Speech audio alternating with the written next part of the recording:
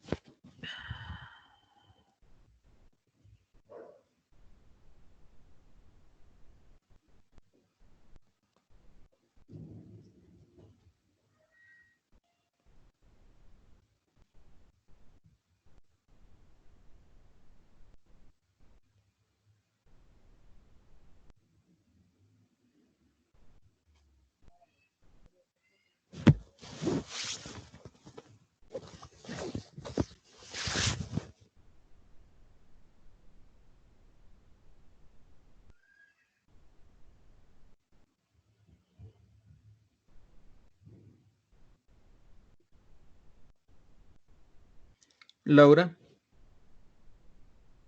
Señor, ¿tú les estás compartiendo el link desde el que pudiste ingresar por la plataforma? no, profe, el que aparece aquí. Ah, bueno, sí. Sí, porque es que si les mandas el de la plataforma, entonces se presenta lo mismo que ahorita con tus otros compañeros que Bueno, trataron de ingresar, pero como lo remitía era el de la plataforma, entonces no los dejaba ingresar.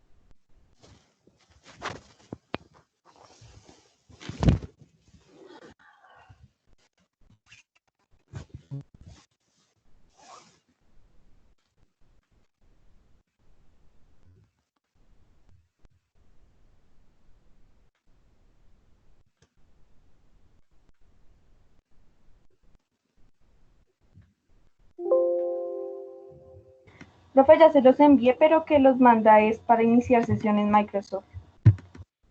Mm, pero tan raro porque siempre ahí les deja las dos propiedades abiertas. Espérate, ya te lo envío. Mira, ya están empezando a ingresar. Mira con este.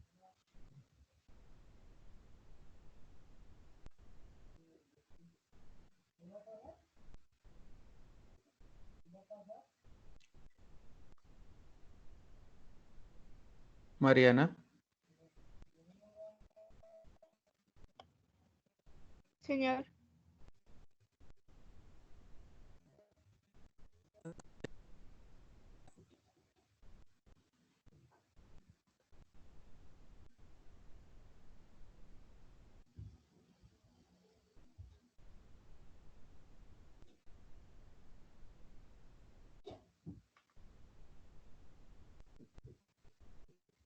Mariana, Señor, ¿cómo estás? bien, profe. ¿Usted? Ah, bueno. Bien, bien, una preguntita. Señor, ¿Ya tienes correo institucional? correo institucional. Sí, No, ¿por qué? porque me aparece aquí como si tú tuvieras correo institucional. Me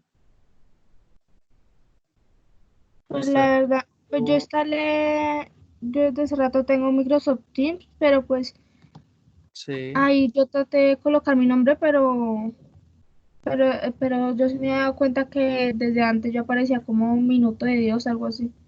La sí, verdad porque no sé. te pregunto que si apareces como institucional porque te dice minuto de Dios, no sé qué. Ya te digo como qué es lo que te aparece. Ve, es la segunda persona que me aparece así.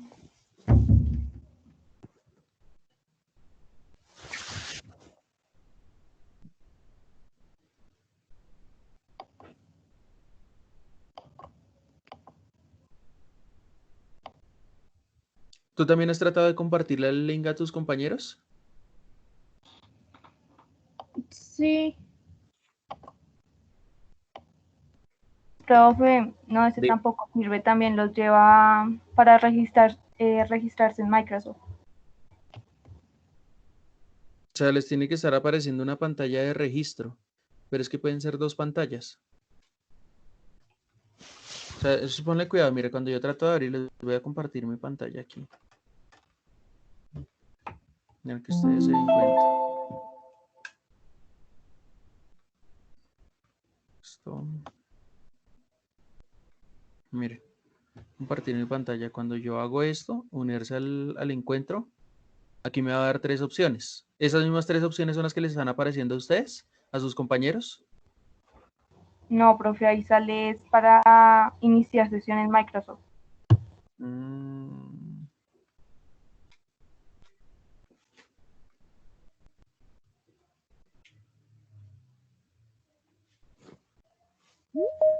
mire, ya empezaron a unirse. Estos cambios de esa plataforma sí son más complejos, que retrasan entonces la manera en la que se venían conectando.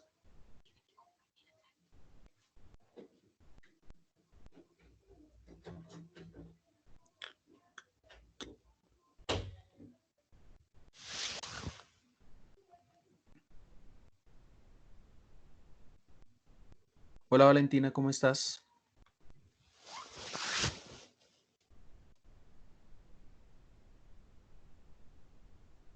Valentina,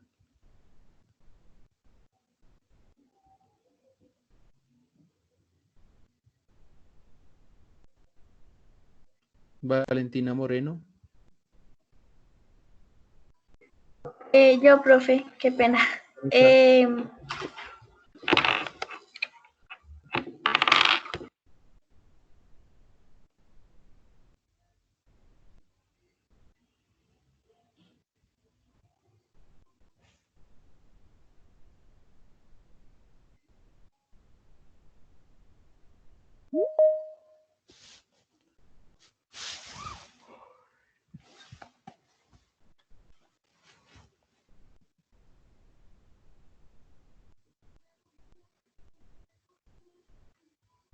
Perdón, profesor, es que apenas me cargó la página, entonces perdón por el retardo.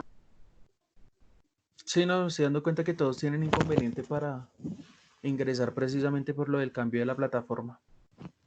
Sí, profe, es que como todos están cambiando, entonces eso está más lenta que la primera. O sea, en vez de cambiar para bien, se puso fue peor la plataforma, por lo visto. Exacto.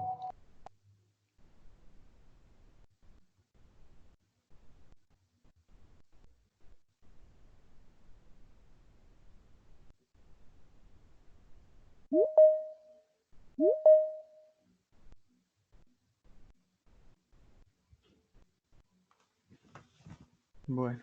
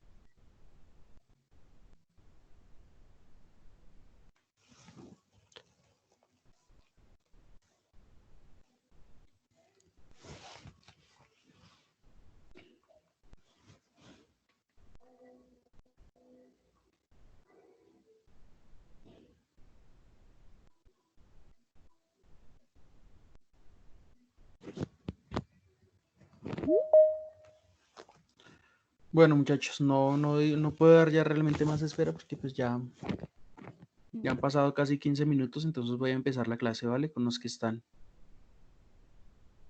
¿Listo?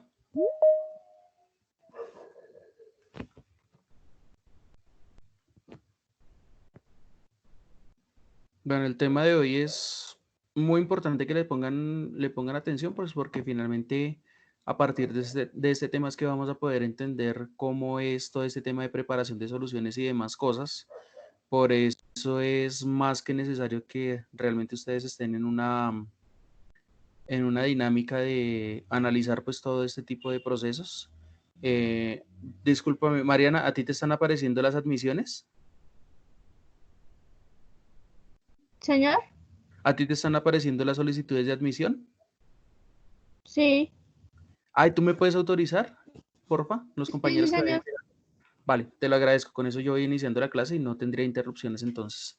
Te lo agradezco inmensamente, Mariana. Gracias. Bueno, ¿Listo? Bueno. Entonces vamos a verificar entonces y vamos a realizar esta clase del día de hoy que corresponde pues a la clasificación de las mezclas y clasificación de las sustancias. Como les decía hace un momento, este es un tema extremadamente importante para entender cómo es la organización de las sustancias, de las clasificaciones, de la preparación de soluciones, de entender por qué una solución es más soluble que otra, de entender por qué hay sustancias que se denominan miscibles y otras hay sustancias que se denominan inmiscibles, ¿vale? Entonces, es muy importante tener en cuenta que todo este tipo de parámetros pues dependen principalmente de las características de las sustancias y que a través de las características de las sustancias pues yo puedo tener una clasificación. La clase anterior pues habíamos trabajado lo que tenía que ver con densidad. Entonces, pues la densidad está relacionada principalmente con este término inicial que es el que se denomina materia, ¿vale? ¿Me recuerdan porfa qué es la materia?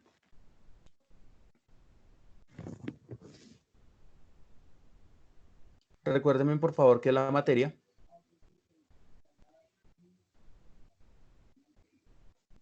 Niños de los que están conectados, por favor. Esa definición de materia, la definición que me daban por allá en primaria.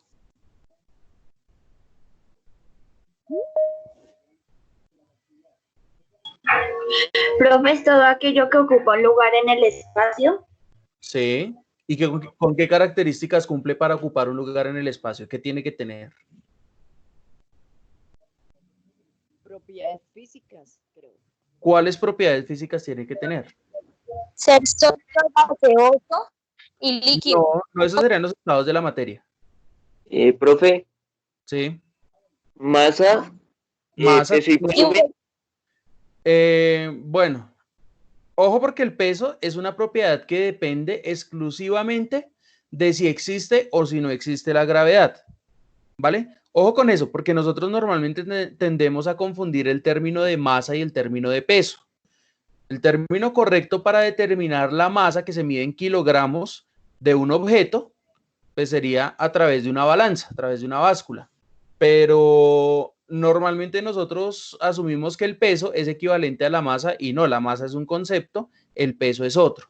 El peso es un concepto físico que depende exclusivamente de si el cuerpo se encuentra en un espacio en donde existe gravedad o donde no existe gravedad.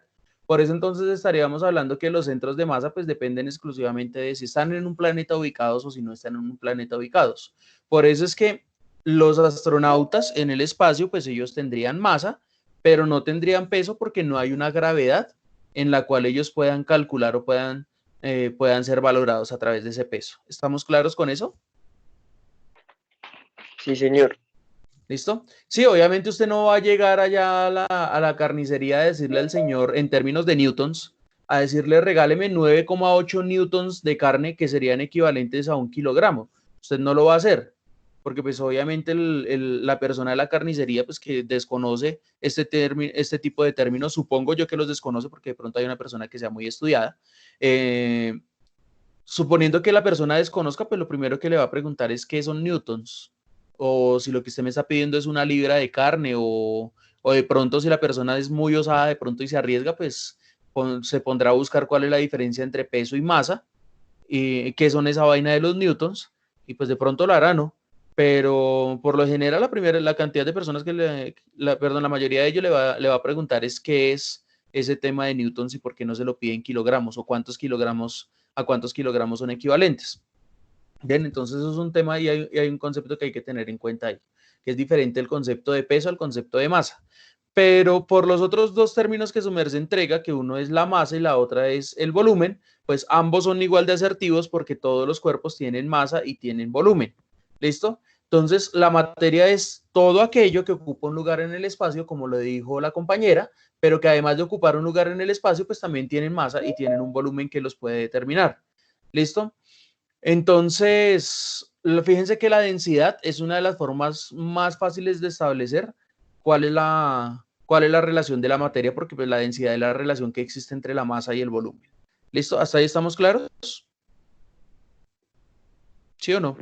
Sí, señor. Sí, señor. Bien. Señor. Las sustancias que conforman principalmente la materia son sustancias que presentan una susceptibilidad al cambio, aunque unas más que otras, porque es más fácil, van a reaccionar más fácil unas sustancias que otras, pues habrán unas que tendrán unas propiedades muy, pero muy importantes en el momento de presentar alguna reacción a través de algún cambio físico o de algún cambio químico. Es decir, para que yo ponga un pedazo de hielo en estado líquido, pues lo único que tengo que hacer es soltarlo al medio ambiente y que la temperatura del medio ambiente sea superior a los 4 grados centígrados y ya con eso pues estaríamos hablando de que estaría en estado líquido. Pero un pedazo de sólido como por ejemplo un bloque de hierro, pues ese bloque de hierro para pasarlo a estado líquido tendré que suministrarle mayor cantidad de temperatura para que ese pueda cambiar su estado de agregación. Sí son los estados de agregación 3, como lo mencionaba por ahí algún compañero, pues los 3 principales, ¿no? Sobre los cuales más se trabaja, sobre los que se trabaja principalmente, que son los sólidos, los líquidos y los gases. ¿Listo? Entonces, las sustancias se van a clasificar de dos maneras, ¿sí? Entonces, unas de ellas se van a clasificar como sustancias puras y sustancias impuras, es decir, se van a clasificar por su estado de pureza, pero también se van a clasificar en términos de las soluciones por su estado de saturación. Entonces, las sustancias puras son todas aquellas sustancias que presentan un porcentaje de pureza del 100%. ¿Qué quiere decir que sea porcentaje de pureza del 100%? Que ahí no existe otra sustancia que no sea diferente a la composición química principal o única que va a presentar la materia. Es decir, que si yo voy a hablar de una sustancia pura, estaría hablando casi que de un idealista, porque las sustancias puras, ellas no están caracterizadas por otra cosa que no sea diferente que por átomos o moléculas todas igualitas de una sola clase. Bien, entonces, ¿qué quiere decir? Que sustancias puras difícilmente me las voy a encontrar en el planeta porque tendrían que pasar por unos procesos de físico-químicos de separación muy, pero muy estrictos y en unas condiciones de asepsia muy, pero muy grandes.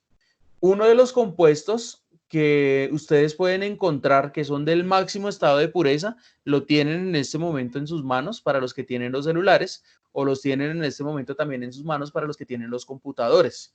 Es decir, para poder hablar de estados de pureza, pues tengo que hablar también obligatoria y necesariamente de los cristales de dióxido de silicio, que son materiales semiconductores y que les sirven a ustedes o que les sirvieron en su momento pues a toda esta cantidad de empresas dedicadas a la tecnología para fabricar los microchips que permiten que sus celulares, sus televisores, sus computadores, toda esa cantidad de tecnología que depende exclusivamente de ese tipo de cristales funcione. Es tan riguroso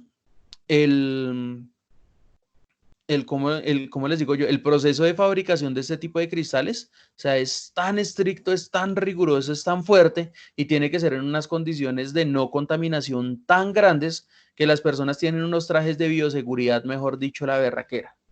Y aparte de eso, pues si, por ejemplo, llega a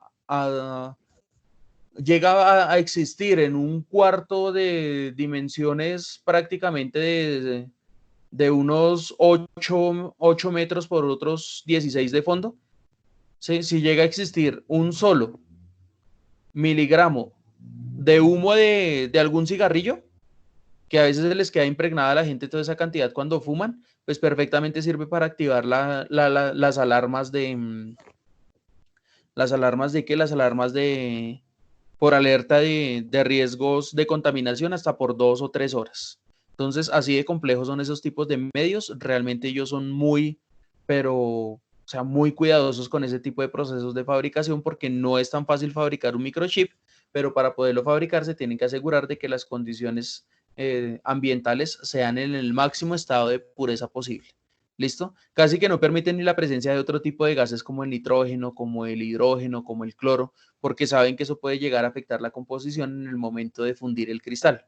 Entonces, fíjense que ese tipo de sustancias serían las más puras de las cuales yo podría estar hablando, aparte del agua destilada y desionizada, que es un agua que solamente tiene moléculas de H2O, ¿sí?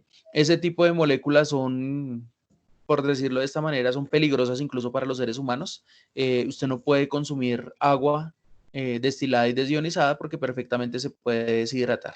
Entonces, después lo vamos a hablar de cómo ocurrirían esos procesos de deshidratación. Entonces, no existe ningún proceso de separación físico o químico, pues por la sencilla razón de que no hay nada que separar. Si es solamente agua, pues no tendré nada que separar de ella. Si son cristales de dióxido de silicio utilizados en la producción de microchips, pues no habrá otra cosa completamente diferente que no sean los cristales de dióxido de silicio. ¿Listo?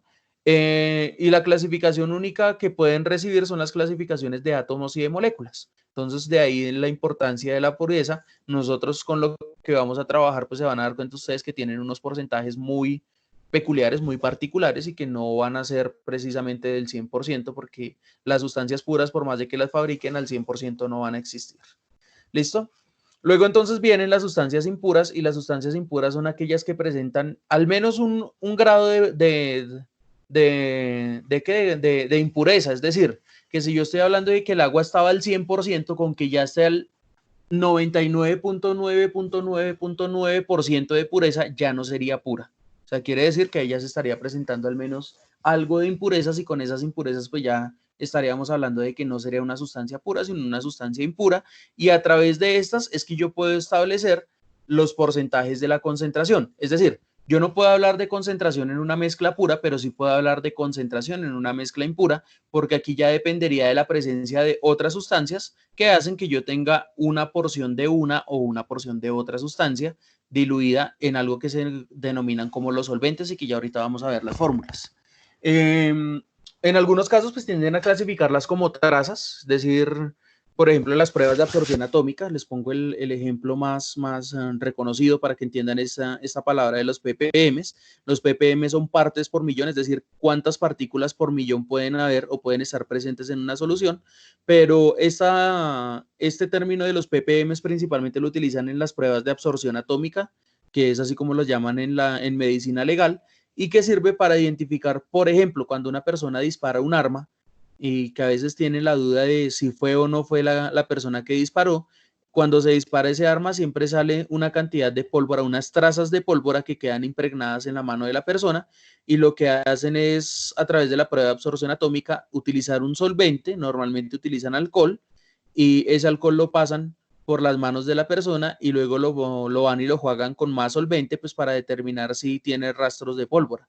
Y si lo identifican con rastros de pólvora, entonces le dicen a esta persona, sí señor, usted disparó, entonces usted es culpable, y ahí es donde se utilizan este tipo de procesos. Entonces, para la persona que de pronto esté interesada en estudiar todo este tema de balística, bueno, de la medicina forense, pues esta es una muy buena herramienta para que lo estén entendiendo, para que más o menos analicen cómo son este tipo de sustancias, ¿vale? De pruebas de cualificación y cuantificación de las concentraciones.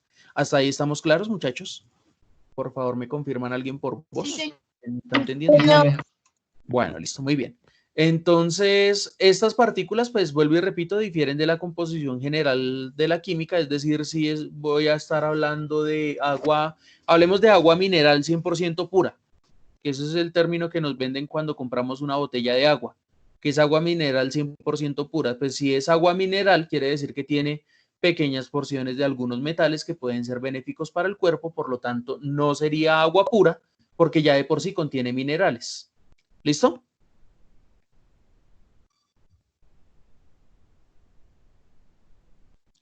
¿Sí o no, muchachos? ¿Sí entendieron esa parte? Sí, señor. Sí, señor. Entonces, eso por ejemplificar qué son las sustancias. Ya se van a dar cuenta que por este mismo término más adelante podríamos clasificarlo de solubilidad. Bien. Vamos entonces a pasar al siguiente tema, al siguiente concepto, que sería el concepto de mezclas. Y pues como tal, las mezclas son es la combinación de dos o más sustancias, en donde cada una de ellas pues aporta una serie de propiedades que pueden permitir pues la formación de un producto que tiene unas características. Siempre se va a presentar una interacción entre los átomos y las moléculas. Es muy importante tener en cuenta este proceso de las interacciones, pues porque es lo que nos va a permitir identificar cuando una sustancia es miscible, inmiscible, cuando se mezcla, cuando no se mezcla, cuando son saturadas, insaturadas o sobresaturadas, ¿vale? Entonces, dentro de las mezclas homogéneas, pues vamos a tener que son todas aquellas mezclas en donde las interacciones moleculares entre el soluto y el solvente permiten la solubilización. O sea, ¿qué quiere decir? Que hay algo que se disuelve en ese algo, es decir, un soluto se va a disolver en un solvente y voy a observar una sola fase de la sustancia. ¿Listo? Entonces, la primera imagen que les estoy presentando aquí, me voy a poner el láser para que lo puedan ver todos, el puntero de láser. ¿Esa sustancia qué será? ¿Homogénea o heterogénea? ¿Heterogénea? Heterogénea porque estoy viendo los dos componentes presentes en una misma solución. ¿Esta, homogénea o heterogénea? Heterogénea. Heterogénea porque sigo viendo exactamente los mismos solventes. ¿Esta? Homogénea. Esta ya estoy hablando de la mezcla homogénea, entonces fíjense que para hablar de una mezcla homogénea estoy hablando de una muestra que es fácil de identificar porque solamente estoy observando una sola fase de la sustancia. Bien, ahí hay una sola fase de la sustancia. ¿Cuántas fases hay aquí? 2. ¿Cuántas fases hay aquí? 2. Pero aquí ya estoy observando en el tercer frasco, es decir, en el del lado derecho, estoy observando que la mezcla se comporta como homogénea porque solamente estoy viendo una sola mezcla o una sola sustancia que va a estar presente. Lo que yo pude adicionar aquí en este primer frasco fue una pequeña muestra sólida, y esa pequeña muestra sólida lo que hace es diluirse, dispersarse y homogenizarse sobre todo un frasco, sobre todo una solución. Bien, ¿hasta ahí estamos claros? Sí, señor. Muy importante, y para tener en cuenta profe, no entendí esa parte. ya volví y se les explico con este ejemplo que le voy a poner. Muy importante y es esencial para tener en cuenta que yo tengo una relación entre algo que se denomina soluto y algo que se denomina solvente. Entonces, ¿qué quiere decir? Que esta muestra que yo estoy agregando aquí es una muestra sólida que se va a empezar a diluir, se va a empezar a disolver hasta llegar y mostrarme esta muestra homogénea. ¿Qué quiere decir? Que la mayoría de las sustancias tiene que empezar como mezcla heterogénea y tendría que empezar o terminar como sustancia homogénea. Pero depende de qué, depende de que yo tenga una capacidad de solubilización. ¿Esta sustancia fue soluble o fue insoluble? Insoluble. Insoluble. ¿Y entonces cómo me formó la sustancia homogénea? Soluble. Claro, tiene que ser soluble. Si presenta solubilidad, me presenta o me da como resultado una mezcla homogénea. Listo, se puede mezclar. Pero si es insoluble, no se van a poder mezclar y se van a separar. Bien. Ahora sí me entendió el compañero que me está viendo que no había entendido. Sí, profe. Listo. Entonces, esto depende principalmente de esto. Y fíjense que habla de un término que es muy importante, que es la polaridad. Polaridades o tener polaridades afines. ¿Qué quiere decir? Que este se puede mezclar en este, pues porque ambos tienen la misma polaridad, ¿sí? Y pues entiéndase por la misma polaridad, es la misma naturaleza de la polaridad, porque la polaridad puede variar en valores, pero la naturaleza sigue siendo la misma. Esto que es permanganato de potasio es una solución que se denomina como permanganato de potasio. En principio estaba en estado sólido y tenía una concentración. Al disolverse en agua, cambia la concentración y me forma una sustancia homogénea. Pero el permanganato es polar y el agua es una sustancia polar, por eso las dos se pueden combinar. ¿Sí fui claro con eso?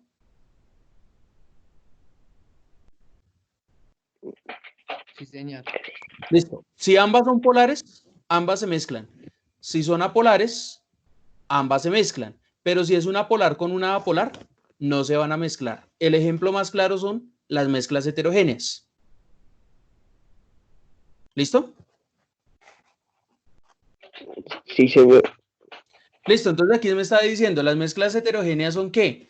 Son aquellas sustancias en donde las interacciones moleculares entre solutos y solventes no permiten, por un lado, la solubilización. ¿Y por qué no lo permiten? Por dos razones. La primera es porque tienen polaridades diferentes. Ojo, porque el término aquí no es densidad, aquí el término es polaridad. Normalmente cuando uno le pregunta a un estudiante de bachillerato y le dice, venga, ¿y por qué no se mezcla el agua y el aceite? Entonces la respuesta siempre es casi que única.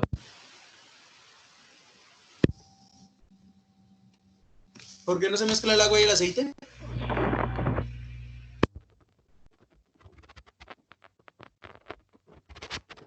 ¿Por qué no se mezcla el agua y el aceite? ¿Compatibles? ¿Por qué qué? ¿Porque no son compatibles? ¿Por qué no son compatibles? Porque uno es más denso que otro. No les escuché casi a la persona que me habló. Por favor, ¿me puede repetir más durito? Porque uno es más denso que otro. Porque uno es más denso que el otro, manifiesta el compañero. Ojo, fíjense que esa es la definición que por excelencia nosotros nos enseñaron, pero no tiene absolutamente nada que ver con el término de densidad. Cuando yo estoy hablando de densidades, ojo, porque vuelvo y le repito, es muy importante tener en cuenta este parámetro, pero si yo estoy hablando de densidades, lo importante es tener en cuenta que, por ejemplo, la densidad del cloruro de sodio es de 1,30 y algo. Esa es la densidad del cloruro de sodio y la densidad del agua es de 1. Si fuera por diferencia de densidades, pues yo no podría mezclar el agua con la sal. El cloruro de sodio es la sal de cocina. Y sin embargo yo puedo hacer la mezcla. Entonces la respuesta es, ¿será que, bueno, la pregunta más allá de la respuesta es, ¿será que el agua y el aceite no se mezclan por las densidades? Porque si fuese así, ¿por qué sí se puede mezclar el agua con la sal? ¿Cómo? Porque No se puede mezclar porque su formación molecular es diferente. El agua tiene H2O, o sea, hidrógeno y oxígeno. El cloruro de sodio tiene NaCl, o sea, sodio y cloro. Igual siguen siendo diferentes.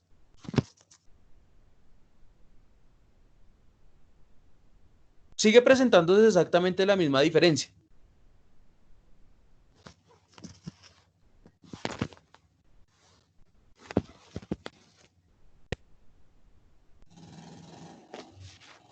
A ver, lean por favor la diapositiva, interpretan y me dan la respuesta. Son tan amables.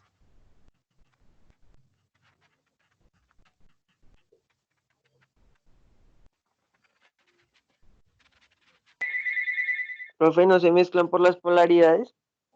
Perfecto, la respuesta es esa. No se pueden mezclar eso porque tienen polaridades diferentes. ¿El aceite qué es? ¿Una sustancia polar o apolar? Apolar. Apolar es una sustancia completamente polar. Yo no puedo mezclar el aceite con el agua, pues porque el agua tiene unas características polares, mientras que el aceite tiene unas características apolares. Bien, entonces son dos características completamente diferentes en términos de la polaridad. Sí, ambos tienen densidades diferentes, por eso cuando yo mezclo el agua y el aceite, pues el agua se va para abajo y el aceite se va para arriba. Pero si fuera por las densidades, entonces no habría ninguna sustancia que se pudiera mezclar con otra, pues porque todas las sustancias, cada una tiene su densidad en específico y todas las densidades son diferentes. Por mucho serán muy cercanas, pero las densidades en todos los compuestos son completa y totalmente diferentes. ¿Estamos claros hasta ahí? Dime. Yo tengo una pregunta. ¿Y uno Sí, cómo claro. identifica si es polar o apolar? Claro, eso es una muy buena pregunta, ¿cómo identifico cuándo es polar y cuándo es apolar? Pero te voy a poner entonces el siguiente ejemplo. ¿Listo?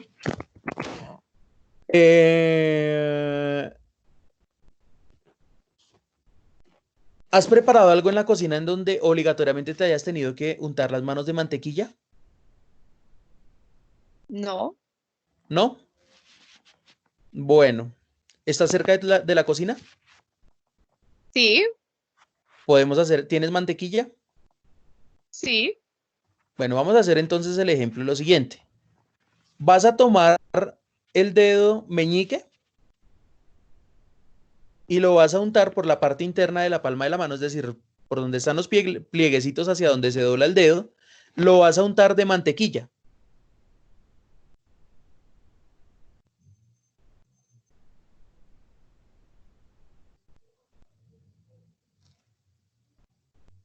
¿Listo? Me avisas cuando lo hagas. Listo. ¿Listo? Ahora vas a abrir la llave y te vas a mojar la mano.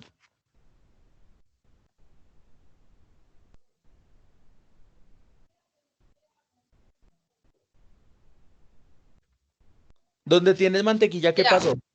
¿Dónde tienes mantequilla? ¿Qué pasó? Se esparció. O sea, como que no se fue, no se quitó. No se mojó. Sí, no se quitó. Sí, no se mojó. No se moja, o sea, no se moja, ¿por qué? Porque una es una sustancia apolar, que quiere decir que como no tiene polaridad, ella va a tender a repeler la sustancia polar. Esa es una de las mejores formas de identificar cuando tú tienes una sustancia polar y una sustancia polar. Es que hay alguien que tiene el micrófono abierto. Ya apagamos todos los micrófonos y solamente dejamos de la persona participante. Ah, bueno, ya lo apagaron. Listo. Entonces, ojo porque es muy importante tener en cuenta, miren, la compañera acaba de hacer el experimento, sí, se mojó la mano y en esa parte donde no se mojó el dedo, donde se corrió todo el agua, estaría hablando de que ahí tengo una sustancia, ¿qué? Una sustancia completamente apolar porque está rechazando la polar.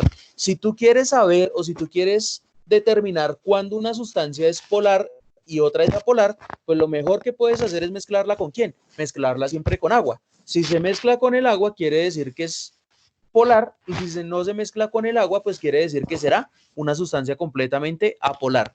¿Estamos claros? Sí, señor. Señor. ¿Sí? ¿Entendiste a través del ejemplo? Señor. Listo, muy bien.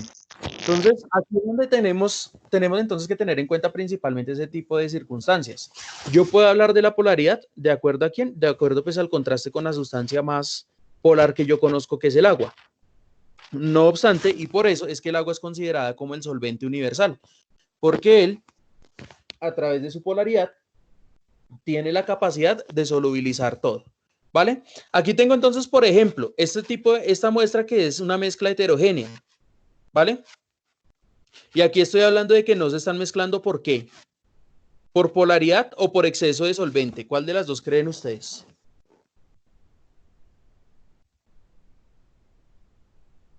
Exceso de solventes. Exceso de solvente, o sea, quiere decir que hubo algo que se diluyó ahí. Por polaridad. ¿El agua? Muy bien, por la polaridad. Entonces aquí tengo tres sustancias. La primera, la de arriba, ¿cuál creen ustedes que será? ¿O qué creen ustedes que será? Aceite. Aceite. La que está en la mitad que se ve color blanco.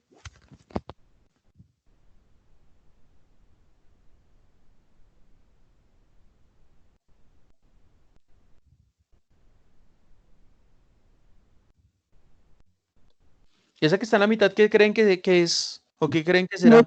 Leche. Sí, leche, muy bien, esto es ahí simplemente leche. ¿La leche es sustancia polar o apolar? Polar.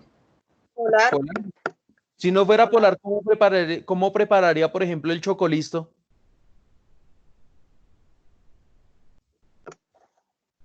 ¿Sí se dan cuenta? ¿En barra? ¿Cómo?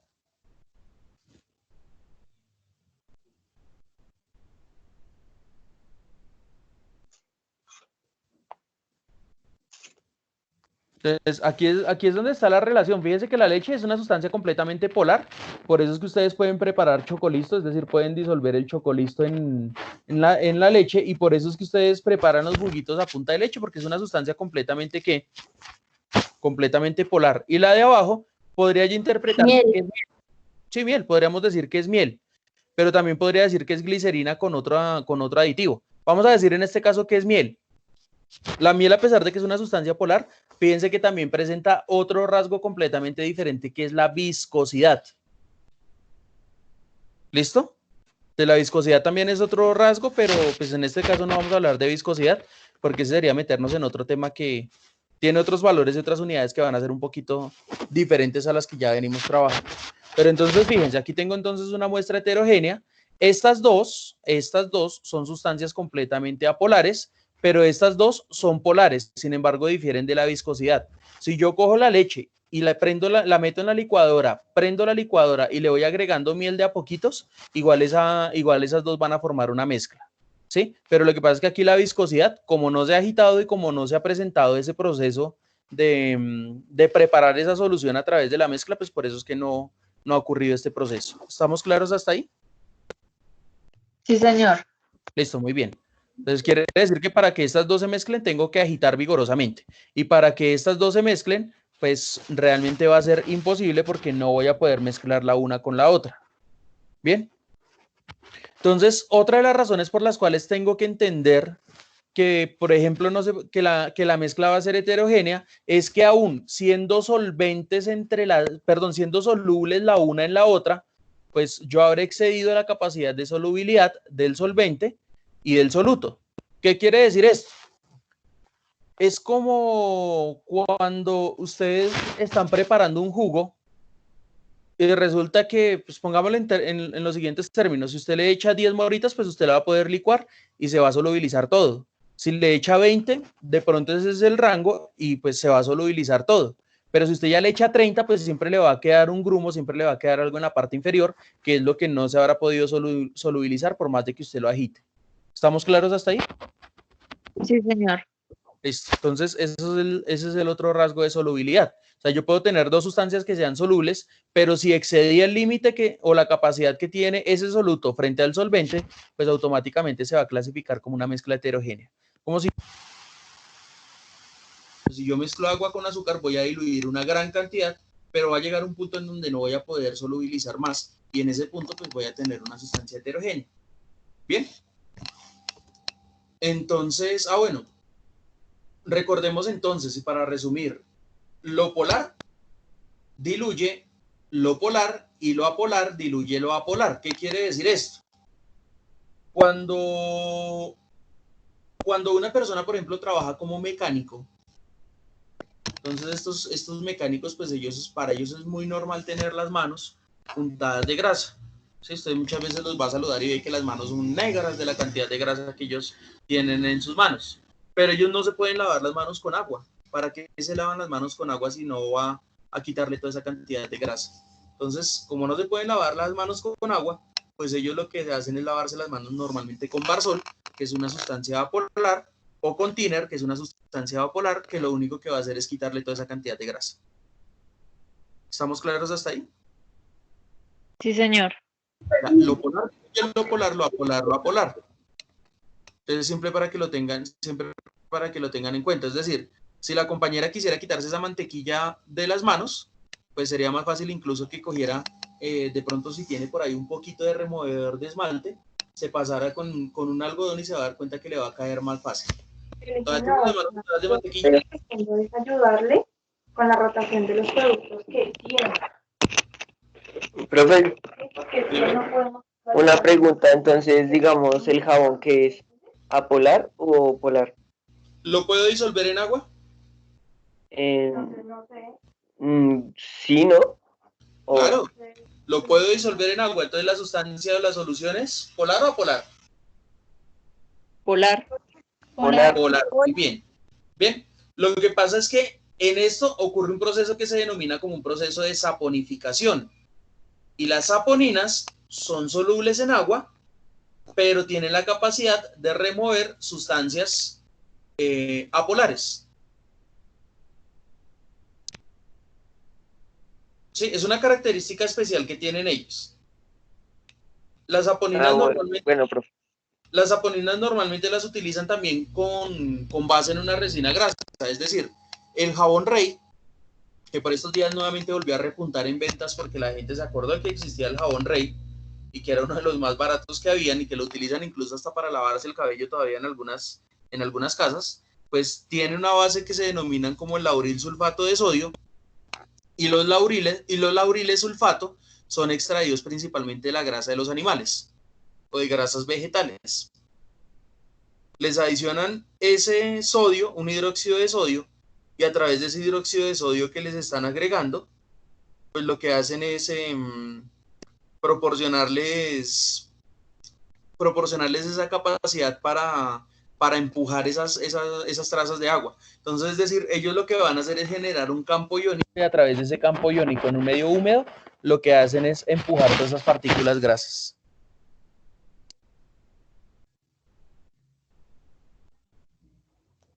¿Sí me entendiste esa parte? Sí, señor. Es como cuando tú te pones a jugar con dos imanes y los dos imanes están por el mismo polo.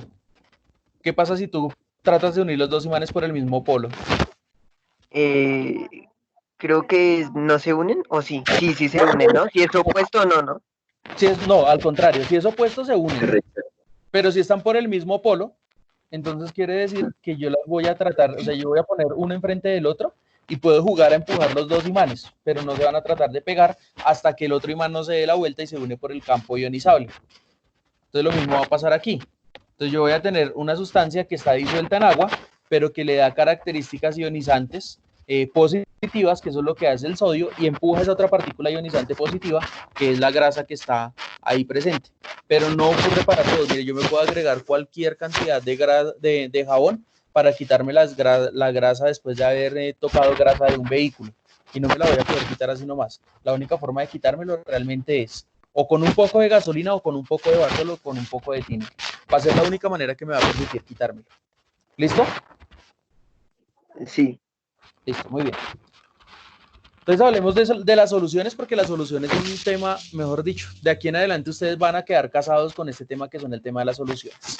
Lo más importante que pueden tener ustedes, y claro, después de lo del tema de la densidad. Bien, entonces cada sustancia conserva una densidad, pero para hablar de las concentraciones específica y puntualmente tengo que hablar de este término que son las soluciones. Las soluciones químicas siempre son el producto de una mezcla entre un soluto y el solvente, el cual no altera la composición química. Es decir, que yo tome sal de cocina que está constituida de cloruro de sodio y uno que otro ion de yodo, que es el que me permite regular la tiroide, y yo cojo una cucharada de esas y la deposito dentro de un vasito de agua y la agito, pues seguirá siendo la misma solución de cloruro de sodio, solamente que habré disminuido la concentración, porque ahí sigo teniendo las partículas de agua y sigo teniendo las partículas de cloruro de sodio, solamente que ahora están ocupando un espacio mucho más amplio. ¿Estamos claros hasta ahí? Ojo, porque necesito lo más claro posible. ¿Listo? Entonces, aquí lo que se genera es una interacción y que en algunos casos, como lo está diciendo aquí, cambia las propiedades físicas como el estado de la materia. ¿En qué estado está la sal?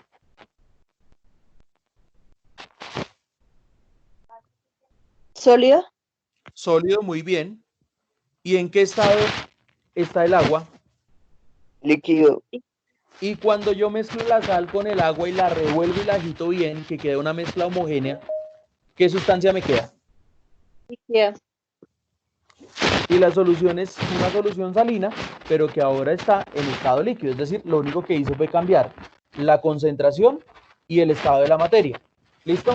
¿Cuáles tipos de soluciones existen? Entonces existen 3 tipos de soluciones. La primera se denomina como soluciones saturadas, la segunda se denomina como soluciones insaturadas o diluidas, y las sobresaturadas, que es donde yo tengo una alta concentración de soluto disuelto en agua.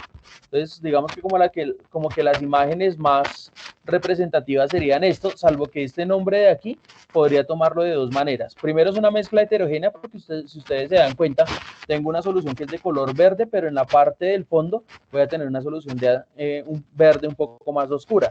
Quiere decir que la de aquí sería la saturada y de aquí sería la insaturada, porque no llega a los niveles mínimos.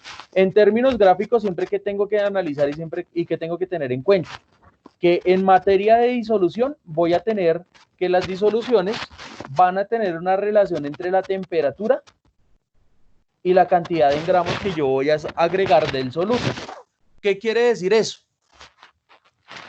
Que si yo agrego una cucharada de agua en un pocillo si yo agrego en un pocillo de agua una cucharada de sal, lo puedo diluir y la puedo agitar. La agito y la puedo diluir en su totalidad. Pero si voy a agregar 2 cucharadas, ¿será que las puedo diluir o no las puedo diluir ya las 2 cucharadas? No. No, va a ser un poquito más difícil. ¿Qué tendrías que hacer para poder diluir eso que me está quedando en el fondo, esa solución que en este momento es heterogénea, pero que quiero que también se vea como homogénea? ¿Qué tendría que Calentarla, ¿no? Claro, una de las soluciones sería calentarlas. Son muy poquitas las soluciones en donde enfriándolas aumenta la solubilidad, pero existen. ¿Listo? Entonces, ¿qué quiere decir? Que la solubilidad de una sustancia está dada por 3 factores. El primero de ellos es la cantidad de soluto, el segundo de ellos es la cantidad de la temperatura que estoy suministrándole al sistema, y el tercero es ¿cómo es que se llama? El tamaño de la partícula. No es lo mismo diluir en azúcar, pongámoslo ahora en términos de azúcar. No es lo mismo diluir una cucharada de azúcar que está en estado sólido pero que está pulverizado a diluir 5 terrones de azúcar que están compactos. O sea, se va a demorar más la una que la otra. Eso no quiere decir que no se vayan a diluir, pero afectaría en este caso la velocidad de dilución y la velocidad de reacción en el caso de que se fuera a presentar alguna reacción. Por eso es que ustedes les venden cosas como, por ejemplo, el sal de frutas Lúa, que es el mismo Alka-Seltzer, solamente que está solubilizado, solamente que está pulverizado y por eso se disuelve más rápido que esperar a que se disuelva el Alka-Seltzer en la pastilla, que es un poco más demoradita. ¿Entendimos hasta ahí esa comparación? Sí, señor. Sí, señor. Está muy bien. Entonces, vamos a ver entonces cómo se preparan las soluciones. Entonces, las soluciones son la mezcla entre el soluto y el solvente. Quiere decir que el soluto más el solvente me da como resultado la solución. De ahí la necesidad de expresar esta ecuación, en la cual ustedes siempre tendrán que tener en cuenta para poder solucionar cualquier ejercicio. Solución es equivalente al soluto más el solvente. ¿Quién es el solvente? El que disuelve al soluto y usualmente se encuentra en mayor proporción, en mayor cantidad. ¿Listo? ¿Qué características tiene que tener el solvente? Que tiene que presentar la misma polaridad del soluto y viceversa. El soluto tendrá que presentar la misma polaridad del solvente. Por eso, si el solvente es agua, pues podrá diluir cosas como la sal o cosas como el azúcar, pero si el soluto es apolar, como por ejemplo en el caso del aceite, pues difícilmente podré diluir una cucharada de sal en aceite, porque ambas características son completamente diferentes. ¿Estamos claros hasta ahí, muchachos? Entonces, por eso aquí les estoy haciendo la aclaración. Es importante resaltar que el solvente universal, es decir, lo que diluye casi todo, no es también necesario aclarar que no todas las sustancias las va a diluir, porque los aceites no los va a diluir, pero que dice que tiene una naturaleza que es altamente polar.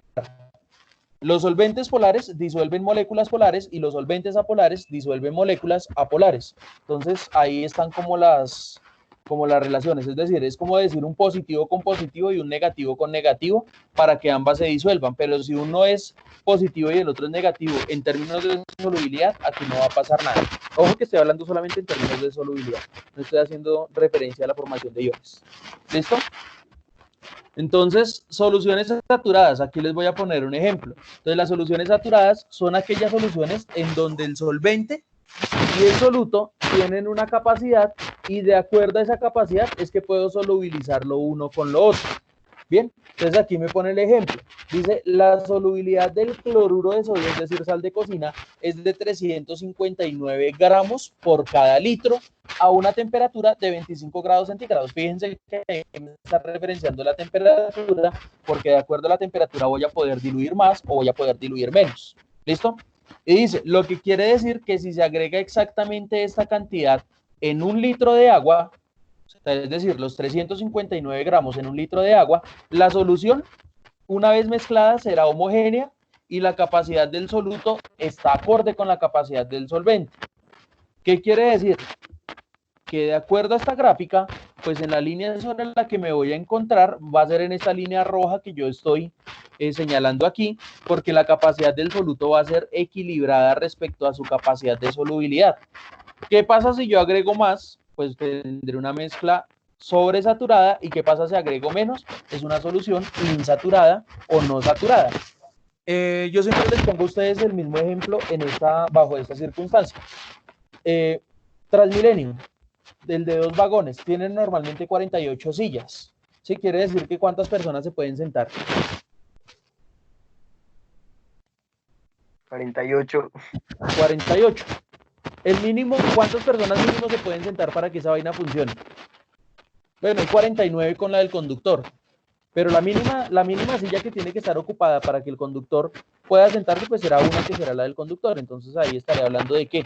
Ahí estaré hablando de las soluciones, en este caso, insaturadas, hasta el momento en donde la silla 47, es decir, quede todavía una silla vacía. Si hay 48 sillas y se sientan 47 personas, ¿la solución es saturada, insaturada o sobresaturada? Saturada. 47 sillas para 48 personas. ¿Estoy Insaturada. por encima o estoy por debajo de la línea? ¿Estoy por encima o estoy por debajo de la línea? Por Por debajo. encima. Por debajo. Por encima. Por debajo de la línea, muy bien. Si me encuentro por debajo de la línea, me dice que la solución es ¿qué? Insaturada. Listo. Si hay 48 sillas y se suben 48 personas, la solución será ¿qué? Saturada. Saturada porque el mismo número o la misma capacidad que tiene está siendo suplida por el mismo número de personas. Pero si se sube la persona número 49, ¿qué tendré? Sobresaturación. Sobresaturación o una sustancia sobresaturada. Supongo el siguiente caso. Voy a suponerlo.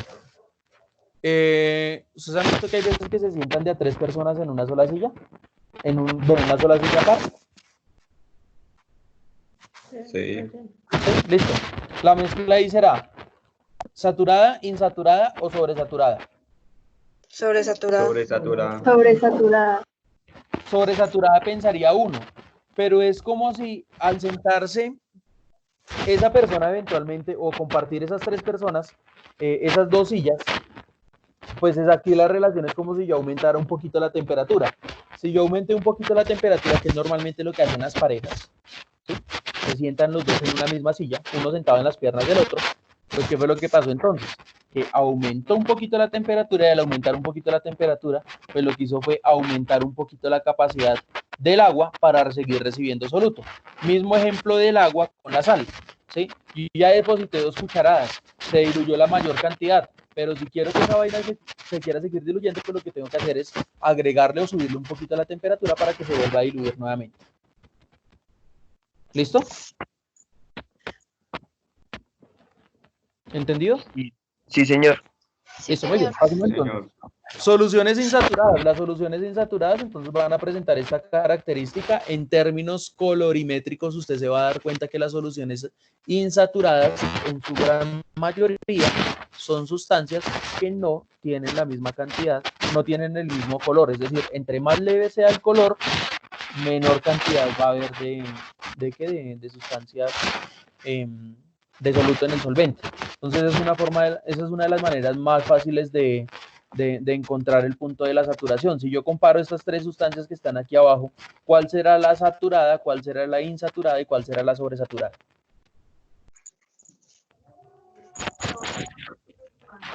La insaturada es la amarilla. O sea, esta, todas son como amarillas. La de la izquierda, la del más a la izquierda. Esta será la insaturada porque presenta menor tonalidad. ¿Esta qué será? Saturada. ¿Y esta será? Sobresaturada. Muy bien. Suponiendo que existan más frascos hacia la derecha y suponiendo que esta sea la saturada, quiere decir que estas dos también podrían clasificarse como insaturadas, ¿vale? Suponiendo. Sí, señor. Siendo una proposición que hay otra solución más oscura aquí y que hay otra solución más oscura aquí y que tiene un precipitado. Entonces hablaré de que esta sustancia será la sustancia saturada y estas dos serán insaturadas y eso no tiene ningún inconveniente con clasificarlos. Suponiendo también, esta se encuentra a 80 grados centígrados, esta a 40 y esta a 25. También podría decir que las tres son saturadas, pues porque la capacidad o la temperatura a la cual se diluyeron cada una estaría ubicada sobre la línea de saturación. ¿Estamos claros hasta ahí? Entonces son varios factores que tenemos que tener en cuenta. Uno de ellos es la temperatura, otro de ellos es la cantidad de soluto en el solvente. Vamos a poner entonces el ejemplo. Bueno, entonces lo importante es entender que una solución insaturada ocurre siempre que las soluciones, óigame muy bien, siempre que las soluciones hay una cantidad de soluto inferior a la que puede diluirse en el agua. Entonces, pongamos el mismo ejemplo con la sal. Dice, una persona agrega 5 gramos de sal de cocina o de cloruro de sodio a 1 litro de agua a una temperatura de 25 grados centígrados, teniendo en cuenta que la solubilidad del cloruro de sodio es de 359 a 25 grados centígrados. En 1 litro de agua, la muestra es insaturada porque la cantidad de sal es inferior a 359 gramos por cada litro. O sea, quiere decir que si esta fuera el caso, pues estaríamos hablando que la cantidad de agua que sea, la cantidad de sal que estoy adicionando es aquí, sobre la línea. Pero si la quiero llevar hasta ese valor, será más o menos hasta acá. ¿Qué pasa si yo agrego 358 gramos de sal de cloruro de sodio? ¿Saturada, insaturada o sobresaturada? Insaturada. Insaturada, porque a pesar de que estaría muy pegadita a la línea, seguiría por debajo. ¿Listo? Y pues en efecto, ¿qué pasará entonces con las saturadas? Pongo el mismo ejemplo con cloruro de sodio, solo que aquí ya no voy a agregar los 5 gramos, sino voy a agregar una cantidad que está excedida, que serían 430 gramos.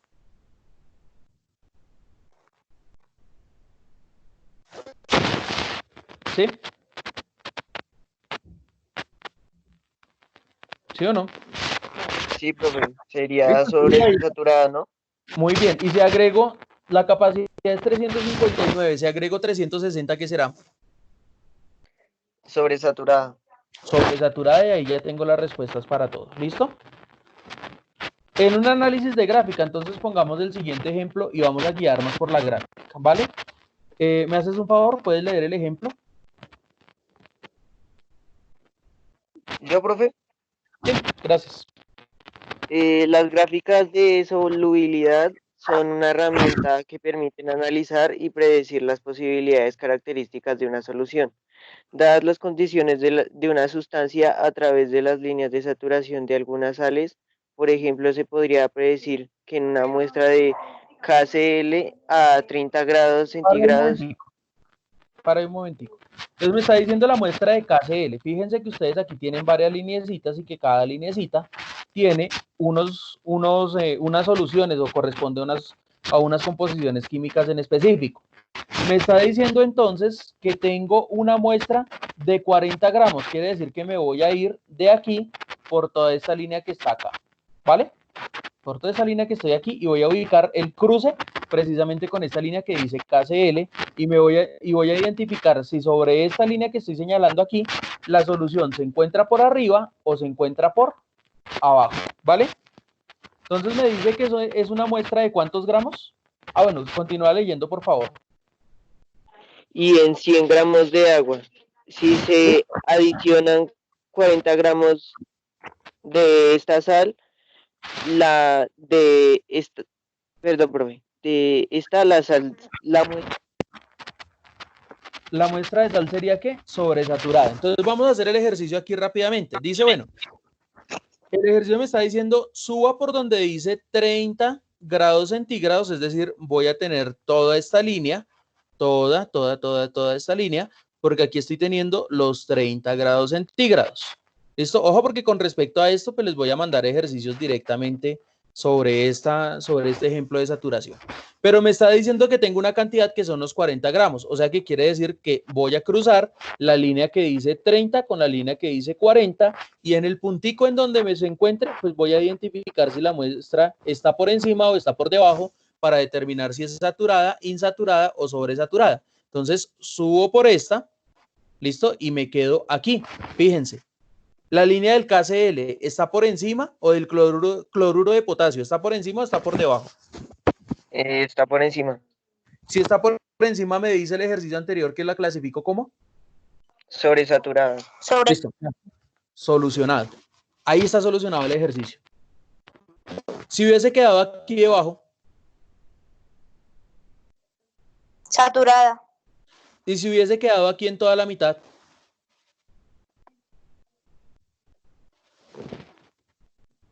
Saturada.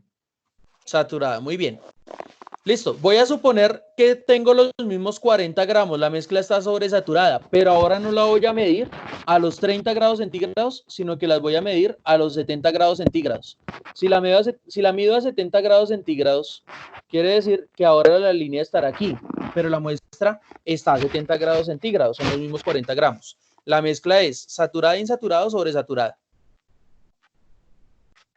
Insaturada. Insaturada porque se encuentra por debajo de la línea.